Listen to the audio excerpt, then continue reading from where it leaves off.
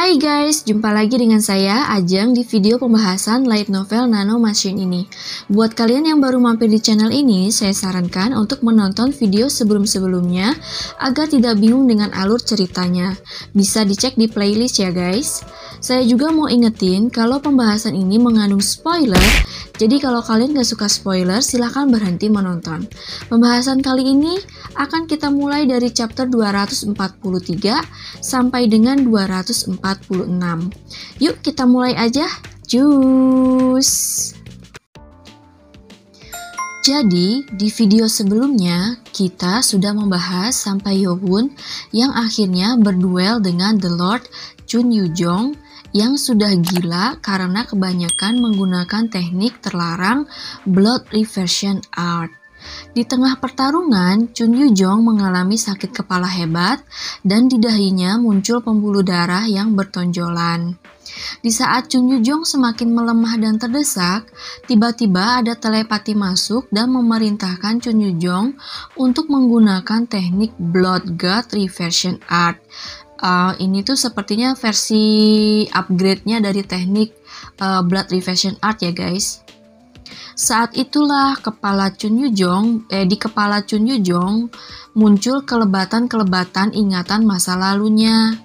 Bagaimana dia yang anak dari seorang anak adopsi di sekte pedang didoktrin untuk membantu adiknya Chun Yu-jing agar dia bisa menjadi putra mahkota. Bagaimana dia dikhianati oleh adiknya sendiri dan akhirnya Yu-jong tahu cerita tentang ibunya. Yu-jong ingin membalas perlakuan buruk orang-orang yang sudah membuat ibunya menderita, tapi merasa ragu karena dia sudah lama tidak mengasah dirinya. Namun, Yi Burwi yang memanipulasi pikiran Yu-jong memberitahu Yu-jong cara cepat agar menjadi kuat, yaitu dengan menggunakan teknik Blood God Reversion Art. Mendengar itu, Yu-jong kaget. Yi Burwi bilang kalau teknik itu versi upgrade-nya dari Blood Reversion Art. Yu-jong gak ngerti karena itu kan teknik yang dilarang untuk digunakan ataupun dikembangkan lagi oleh Great High Lord. Jadi Great High Lord di sini tuh yang dimaksud tuh The Lord sebelum Chun In-ji ya guys. Jadi buyutnya Yohun gitu, bapaknya si Chun In-ji. Karena efek samping teknik tersebut yang membuat si penggunanya kehilangan akal sehat dan juga menjadi gila. Kok bisa-bisanya si Yi Burwi nyaranin dia pakai teknik terlarang itu? Yi Burwi menjelaskan kalau teknik Blood God Reversion Art ini berbeda. Mereka sudah mempelajarinya dan sukses menghilangkan efek gila tersebut. Saat Yu-jong semakin bingung, Yi Burwi melanjutkan bahwa sekte pedanglah yang meminta sekte Buju Sword untuk menganalisa teknik tersebut dan menghilangkan efek sampingnya. Sekte Buju Sword adalah pasukan rahasia yang dimiliki oleh sekte pedang. Mereka dipaksa untuk melakukan pekerjaan kotor, termasuk menganalisa teknik terlarang itu. Tetapi teknik Blood God Reversion Art ini masih rahasia, dan ketua pedang pun belum mengetahuinya. Yi Burwi menambahkan kalau efeknya sudah tidak ada, bahkan kalau digunakan lebih dari 2 kali pun si pengguna akan baik-baik saja. Karena saat itu Yu-jong sudah terbakar oleh amarah, akhirnya dia setuju untuk mempelajarinya meskipun dia melihat senyum aneh Yi Burwi. Dan di malam kelulusan akademi di mana para kadet telah lulus, terjadi peristiwa yang menggemparkan seluruh kultus iblis. Di tengah hujan lebat terdapat potongan-potongan tubuh yang berserakan dan darah memenuhi kubangan air. Di hadapan Yu-jong yang bermata merah gelap, Yu-jing berlutut sambil membenturkan dahinya ke tanah, memohon-mohon agar tidak dibunuh. Yu-jing berkata mereka adalah saudara dan itu membuat Yu-jong tambah murka, mengingat ucapan Yu-jing di bukit itu yang nyebut ibunya Yu-jong sebagai perempuan kampung ya guys. Namun, tiap kali Yujong mengangkat pedangnya untuk menebas Yujing, muncul emosi yang gak bisa dijelaskan. Yujong pun sadar dia gak bisa membunuh adiknya yang sudah dia percaya selama 10 tahun. Akhirnya Yujong mengampuni Yujing dan hanya memotong tangan kanannya saja dan berkata kalau mulai saat itu Yujing bakal jadi anjingnya Yujong dan Yujing pun gak keberatan, jadi dia tuh harus nurutin segala apa yang diperitain sama si Yujong gitu kan. Tapi Yi Burui gak terima dan bermaksud untuk membunuh Yujing, tapi dihalangi oleh Yujong. Keesokan harinya, Yujong pun ditangkap dan dipenjarakan atas tuduhan membunuh hampir semua pangeran dari 6 sekte.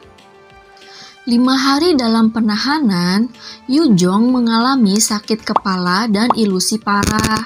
Padahal kan seharusnya teknik Blood God Reversion Art itu udah tidak ada efek sampingnya. Tapi kenyataannya ada gitu kan. Dalam ilusi itu, ibunya muncul dan berteriak kenapa Yujong enggak ngebunuh Yujing. Yujong meredakan kegilaan yang dialaminya dengan bermeditasi secara terus-menerus. Dan di hari ke-10 dia dibebaskan. Empat sekte menginginkan Yujong untuk dihukum mati, tapi ketua sekte pedang menolaknya. Telah terjadi perjanjian rahasia antara Yujong dan ketua sekte pedang. Kalau ketua sekte pedang nggak mendukungnya, maka Yujong bakal ngebocorin fakta bahwa sekte pedang diam-diam bereksperimen dengan teknik terlarang. Dan akhirnya sekte pedang menjadi pendukung terbesar Yujong. Saat Yujong bebas, Yi Burui menghampiri Yujong. Tapi Yujong memerintahkan Yi Burui untuk pergi. Yujong berkata, "Lu udah bohong sama gua.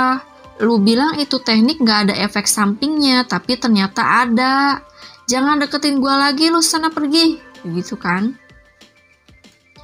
Tapi Yi Burui dengan senyum menyebalkan bilang, "Sekali kecanduan, lu gak akan bisa berhenti," sambil ketawa gitu kan. Tadinya Yujong mau membunuh Yi Burui, tapi mengingat Yi Burui masih sepupunya dari pihak ibunya dan udah ngebantu dia juga, Yujong pun membiarkannya hidup. Padahal mah udah aja ya dimatiin ya. 1 tahun kemudian, Chun Inji memanggil Yujong dan mengajaknya ke altar para leluhur. Chun Inji bilang kalau dia bakal mundur dari posisinya sebagai The Lord dan bakal menjadikan Yujong sebagai The Lord berikutnya. Yujong kaget. Dia sebenarnya udah nggak ngarepin lagi jadi The Lord, mengingat Chun Inji menunda pengangkatan dia jadi putra mahkota selama 1 tahun. Bahkan Yujong ngira Chun Yuwai lah yang akan jadi putri mahkota. Namun Chun Inji berkata, Chun Yuwai terlalu lemah untuk menghadapi bahaya yang akan datang ke kultus iblis. Mendengar itu, Yujong jadi penasaran, bahaya apa sih gitu kan. Tapi Chun Inji nggak ngejelasin secara detail. Setelah itu, Chun Inji menjelaskan apa saja yang harus diketahui dan dilakukan oleh seorang The Lord. Dan Chun Inji pun memberikan wejangan pada Yujong. Berkata bahwa tahta The Lord itu bukan hanya soal kekuasaan dan kekuatan saja, tapi tanggung jawab. Sekarang Yujong akan menanggung beban ratusan ribu anggota kultus di punggungnya. Jadi, Yujong harus meredakan amarah dalam dirinya dan harus berpikir tentang masa depan kultus. Yujong pun mengerti. Chun Yujong pun bersumpah di hadapan altar leluhur bahwa dia akan mendedikasikan dirinya untuk kultus iblis. Kemudian Chun Yujong pun menjadi The Lord dan menepati janjinya untuk meredam amarahnya. Tetapi karena rasa marah itu sudah tumbuh dalam dirinya, udah lama gitu kan, jadi nggak bisa dihilangkan. Chun Yujong pun mengambil istri dari 6 sekte sebagai tradisi. Tradisinya kan begitu kan. Tapi dia nggak bisa memberikan hatinya pada 6 istrinya. Satu pun tuh nggak ada yang dikasih hatinya gitu istrinya. Jadi kayak tugas aja gitu nikahin mereka teh gitu kan. Ini tugas gua buat ngasilin penerus gitu. Cuman kayak gitu doang. Yang ada di pikiran Chun Yu-jong itu, dia harus menjadi lebih kuat. Cuma ada 2 hal yang dilakukan Chun Yu-jong. 1, dia melakukan tugasnya sebagai The Lord dengan dedikasi yang kuat. Dan 2, setelah tugasnya selesai sebagai The Lord, maka dia bakal berlatih bela diri. Chun Yu-jong ini bisa dibilang dia jadi The Lord itu kan tanpa persiapan apa-apa. Jadi di antara para The Lord sebelum-sebelumnya, dia itu yang paling lemah. Bahkan sampai harus dilindungi oleh Maragyom. Makanya dia berlatih bela diri dengan keras untuk menjadi kuat. Dan saat itulah terjadi perubahan dalam hidupnya. Setiap kali Chun Yu-jong selesai berlatih dan keluar dari ruang latihan, seorang pelayan wanita selalu menyambutnya dengan senyum sedih. Melihat pada baju yang dipakai The Lord yang sudah menjadi compang-camping. Yu-jong awalnya merasa wanita itu menarik dan berbalik menyapanya. Jadi kayak cuman hai, oh iya hai, kayak gitu doang awalnya. Tapi lama-lama mereka jadi mengobrol. Diketahui bahwa pelayan wanita itu bernama Hwa Yun.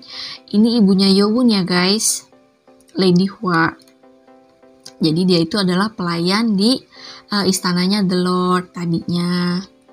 Percakapan mereka penuh dengan gurauan dan canda tawa. Bagi Yu-jong itu adalah pertama kalinya dia mengalami hal itu gitu kan di dalam hidupnya. Sangat terasa hangat dan bahagia.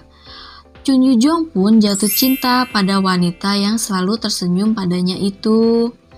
Keberadaan Hwa Yun seperti cahaya matahari bagi hidup Yu-jong. Setelah beberapa bulan, Hwa Yun pun mengandung anak Yu-jong dan Yu-jong pun melamarnya untuk menikah dengannya. Hwa Yun menangis karena dia tahu itu hal yang mustahil dan melanggar aturan kultus. Jadi kan The Lord itu kan hanya boleh menikahi perempuan dari 6 sekte aja gitu. Aturannya tuh seperti itu. Hwa Yun memutuskan untuk pergi karena dia nggak mau Yu-jongnya dapat masalah karena hal itu guys. Tapi Yu-jong nggak ngebiarin Hwa Yun pergi. Yu-jong berjanji dia bakal ngelindungi Hwa Yun dan anak mereka, Yowon gitu kan. Tapi saat itu belum lahir. Yu-jong nggak mau harapan hidupnya pergi. Dia pun menggelar rapat besar dan menyatakan dia akan menikahi Hwa Yun yang telah mengandung anaknya. Tentu saja 6 sekte menentang keras. Perseteruan 6 sekte dan The Lord semakin parah, sampai-sampai Great High Lord Chun In-ji yang saat itu sedang dalam latihan di close room. Ini tuh saat Chun In-ji memasuki close room selama 5 tahun itu ya guys. Kan dia habis serahin jabatannya ke si The Lord, kemudian dia memasuki close room selama 5 tahun kan. Harus keluar menengahi mereka. Dan akhirnya diputuskan Chun Yu-jong boleh menikahi Hwa Yun, tapi Hwa Yun gak boleh tinggal di istana The Lord. Jadi dia tinggalnya itu di luar istana guys, yang rumahnya Yowon itu guys.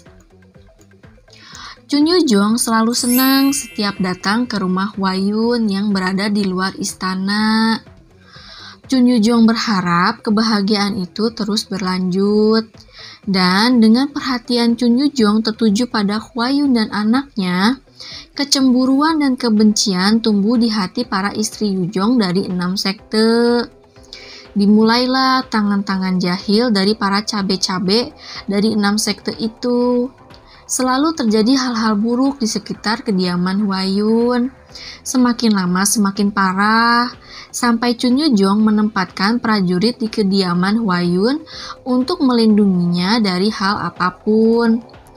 Gak berapa lama, Great High Lord Chun In-ji menghilang setelah dia menyelesaikan latihannya di classroom. Yujong pun mengirim orang-orang untuk mencarinya secara diam-diam. Tapi hasilnya nihil, nggak ketemu gitu kan, dicari dimanapun juga nggak ketemu gitu si Chun In-ji ini, hilang aja gitu kan. Satu masalah belum selesai, muncul lagi masalah yang lainnya. Power King Hang Yen mengerahkan pasukan Force of Evil untuk menyerang wilayah kultus iblis. Entah bagaimana Force of Evil tahu mengenai hilangnya Chun In-ji, dan akhirnya mereka menyerang kultus iblis. Perang itu berlangsung selama 6 bulan, dan di rentang waktu itu, kesehatan Hwa-yun semakin menurun dan tidak membaik sama sekali. Sepertinya ini tuh saat Mak Lampir, Aka, Lady Mu udah ngeracunin Lady Hwa pakai racun mikro itu ya guys. Kan dia dikasih racunnya selama 1 tahun tuh secara berkala. Chun Yu-jong gak mau ninggalin Lady Hwa yang sedang sakit, tapi dia juga gak bisa ngabein perang dengan Force of Evil. Sudah 2 elders kehilangan nyawanya, bahkan Chun Yu-jing pun mati di tangan Power King Hang Yen. Ini tuh King Hang Yen atau King Hang Yen ya? Tadi saya cari tahu. Jadi The Lord harus turun tangan langsung. Lady Hwa berkata, gak usah khawatirin dia, tunaikan aja tugasnya sebagai The Lord. Dia bakal nunggu Yujong kembali saat Yujong bilang dia akan segera kembali. Padahal Lady Hwa saat itu sedang sakit, tapi dia tersenyum pada Yujong. Itu adalah senyuman terakhir yang dilihat Yujong, guys.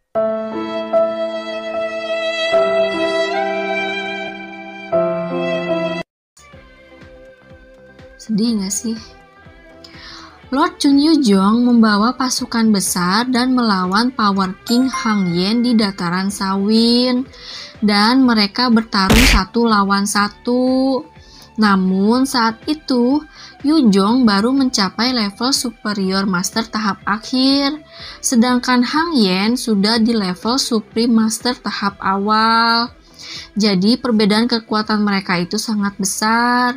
Bahkan Hang Yen membandingkan Chun Yu-jong dengan Chun In-ji dan menyebutnya sebagai anak kecil. Chun Yu-jong pun akan kalah dan terdesak. Di saat itu dia berpikir, kalau dia kalah saat itu, gimana nasib kultusnya gitu kan nanti. Juga gimana dengan si Hwa-yunnya entar gitu. Untuk mengembalikan keadaan, Chun Yu-jong pun terpaksa menggunakan teknik Blood God Revision Art yang selama 7 tahun ini tidak pernah digunakannya gitu kan, selalu ditahan gitu. Energinya langsung meledak dan mengubah Chun Yu-jong menjadi binatang buas dan menyebabkan Hang Yen harus mundur tanpa kemenangan. Hang Yen merasa takut pada Chun Yu-jong yang gak peduli pada hidupnya sendiri. Karena Yu-jong berhasil membuat mundur 1 dari 5 pendekar terkuat Sejiang-hu, dia pun mendapatkan gelar 1 dari 5 pendekar terkuat setelah Chun In-ji. Tetapi kebahagiaan atas kemenangannya melawan Hang Yen tidak bertahan lama. Chun Yu-jong menjadi murka saat tahu istrinya Hwa-yun telah mati saat dia kembali dari perang. Tabib iblis Baek Jong-woo mengatakan kalau Lady Hwa mati karena diracun. Chun Yu-jong langsung membulak-balik kultus untuk mencari tahu siapa pelakunya. Tapi nggak ketemu.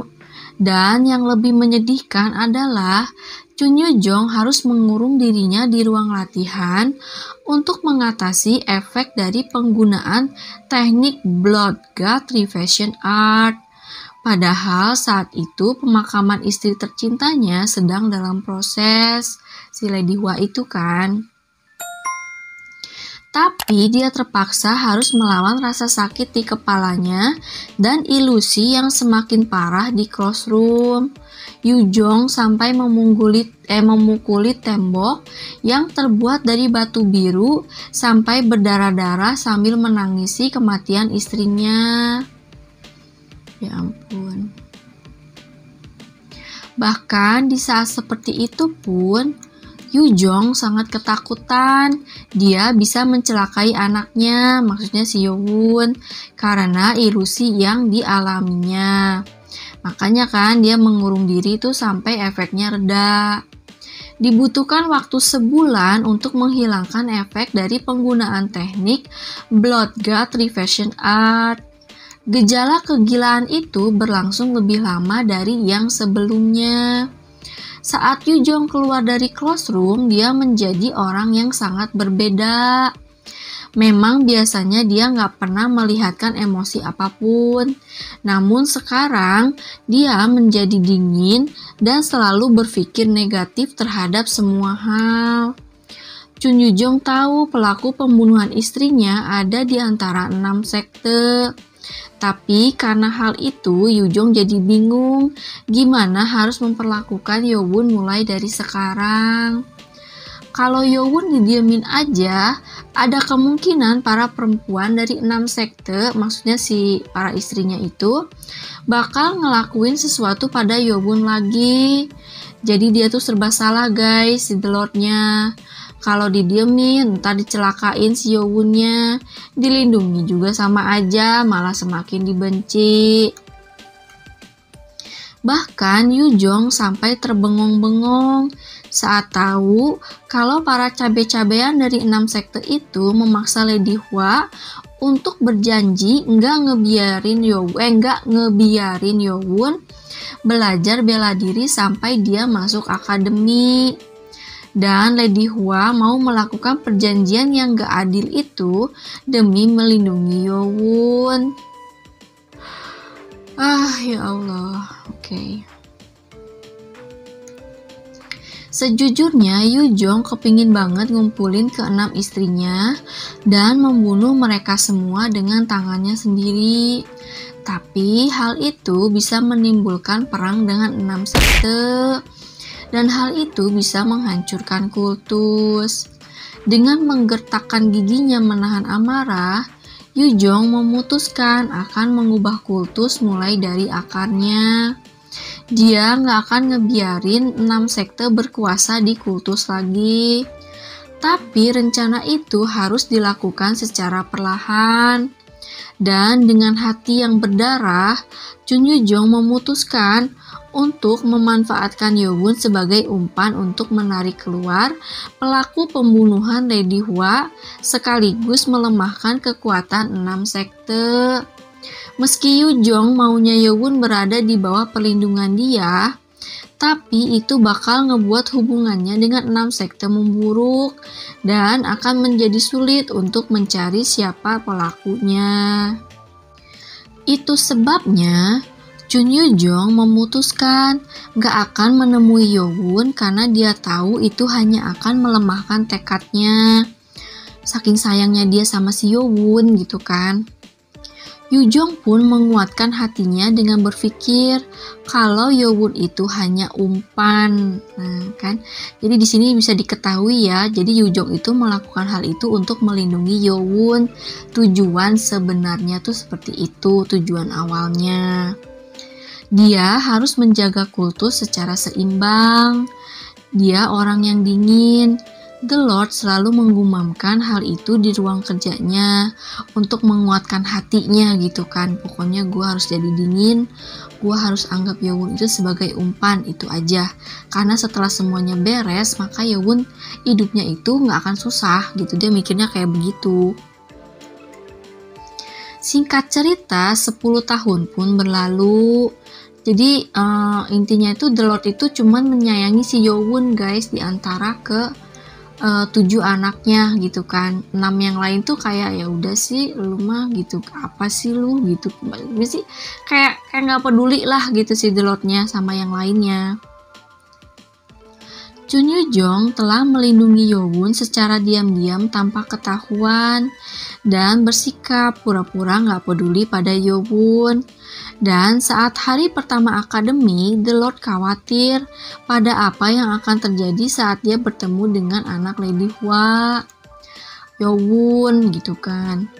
Udah 10 tahun dia nggak nemui Yo-won demi menguatkan hatinya. Tapi hal ini nggak bisa dihindari. Mau nggak mau dia harus membuka upacara penerimaan akademi. Jadi dia harus pidato gitu kan. The Lord berusaha nggak menatap Yo-won. Tapi dia bisa langsung mengenali Yo-won. Meski saat itu kan si Yo-won tuh berada di barisan paling belakang kan guys. Karena si pangeran yang lain itu kan.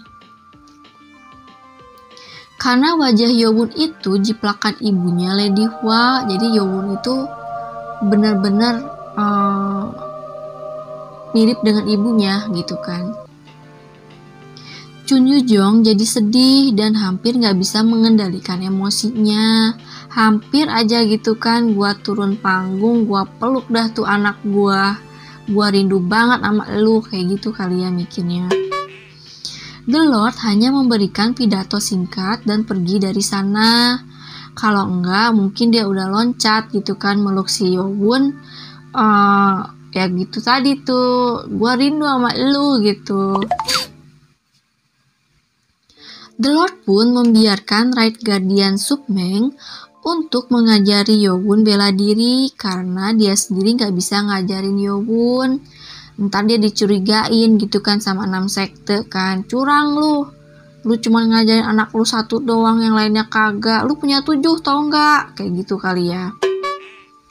Alasannya ke Maragyom dia tuh nggak mau ada salah satu anaknya dari anak-anaknya gitu kan nggak lulus tes ke-1 atau tes kedua, malu kan gitu kan. The Lord juga menyuruh Maragyom untuk melonggarkan penjagaan di klinik agar Yo-won bisa belajar dari Submeng dengan tenang.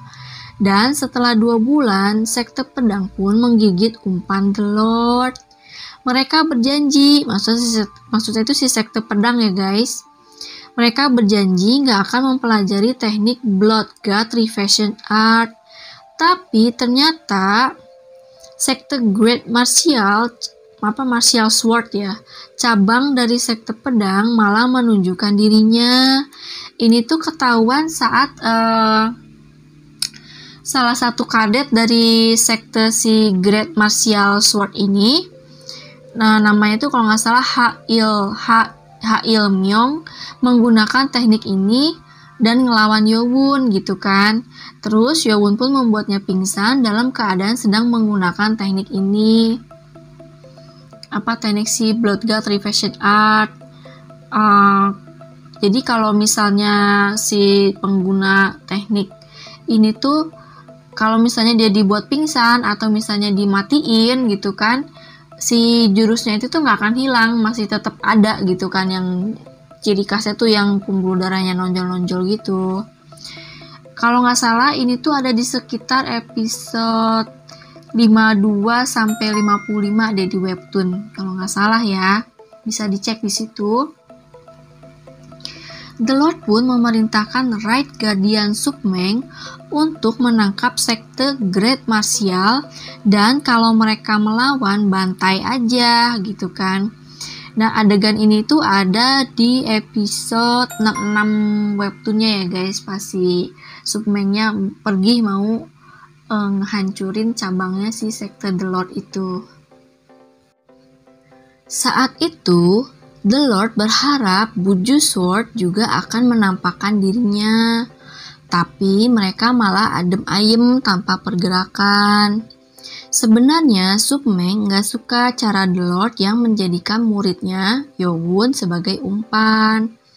Tapi hal ini memang diperlukan untuk melemahkan kekuatan 6 sekte. The Lord itu selalu mengingatkan dirinya kalau Yo-won itu hanya bidak catur. Sekali lagi ya guys, untuk menguatkan hatinya agar gak melembek demi si Yo-wonnya sendiri gitu kan. Kemudian 3 tahun pun berlalu. Saat itu, Kastil Jurkang jatuh ke tangan sekte misterius, dan Chun Yu-jong pun harus melakukan perjanjian dengan sekte Yulin karena musuh mereka sama dari Force of Justice dan pergi untuk mengambil kembali kastil mereka. The Lord memutuskan untuk segera menyelesaikan urusan itu dan segera kembali ke kultus iblis. Dia harus selesaiin masalah itu sebelum Yowon lulus dari akademi. The Lord gak mau kejadian yang sama yang dialami oleh Lady Hwa terjadi pada Yowon juga. Maksudnya kan saat itu Lady Hwa mati pun karena dia lagi pergi perang kan gitu, karena dia lagi kayak lepas dari pengawasannya gitu. Jadi para cabe-cabean itu bisa melakukan macam-macam hal tanpa sepengetahuannya. Intinya The Lord gak mau Yowon mati. Tapi ternyata musuh mereka sangat kuat, yaitu sekte Blood God Six Martial. Sampai akhirnya The Lord dan Great Guardian Maragium harus turun tangan karena satu elder sudah mati dan elder yang lainnya terluka. Saat itulah musuh sebenarnya muncul. Sepertinya pria itu adalah pemimpin sekte Blood God Six Martial. Chun Yu-jong merasa takut dengan kekuatan pria itu. Dia sangat kuat dan pria itu berkata, "Bukan elu orangnya," gitu kan, sambil menyerang Yu-jong berniat menghabisinya. Saat itulah The Lord mengingat wajah Hwa-yun dan Astagfirullahaladzim.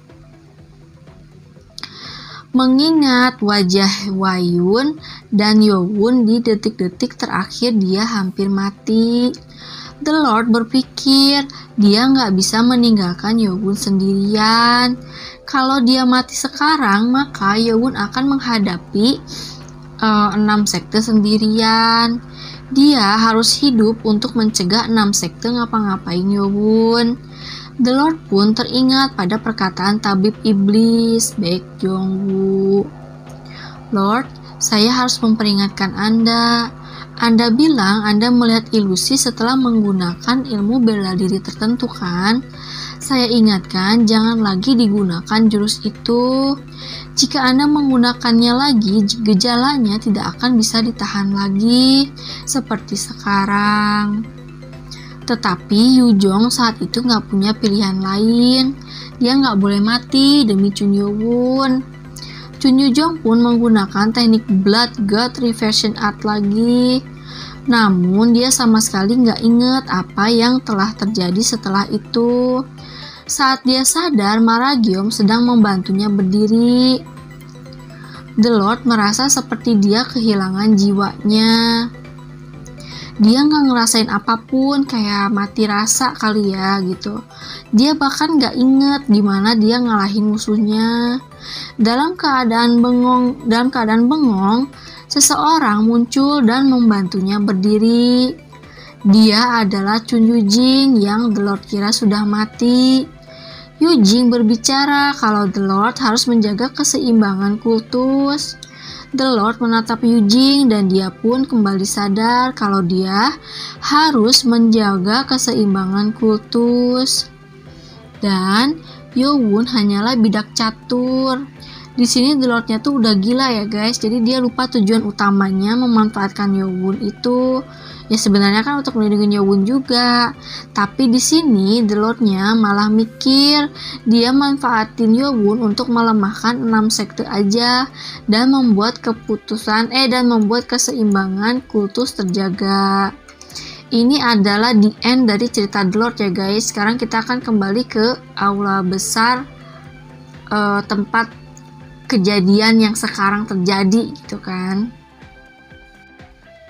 Saat itu, The Lord yang memenggangi kepalanya karena sakit, tiba-tiba mengangkat kepalanya dan matanya menjadi merah, menandakan dia berusaha untuk menggunakan teknik Blood God Reversion Art.